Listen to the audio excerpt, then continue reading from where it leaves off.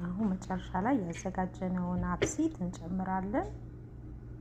ከዛ 3/4 ኩባያ ዱቄት እና አብሽ የምንፈልገውን ያህል፣ ብዙ ጊዜ ሾርባ ማንኪያ ምናምን የሚባል እኔ 2 ሾርባ ማንኪያ የሚሆን አይነት ነው ያደረኩትኝ።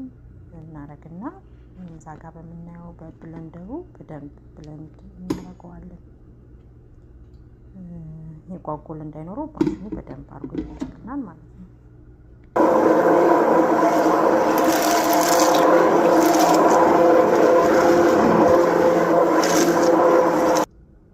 ከዛ በኋላ ማቅጠን አለብን። የምናቀጥነው ለብ ያለ ውሃ ቢሆን ቶሎ ይፈላልናል ማለት ነው እና መጋገር እንደምንፈልገው ያህል ቅጥነት አድርገን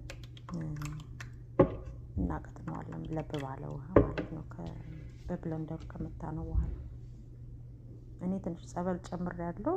ጸበል መጨመር ግዴታ አይደለም ስለምፈልግ ነው።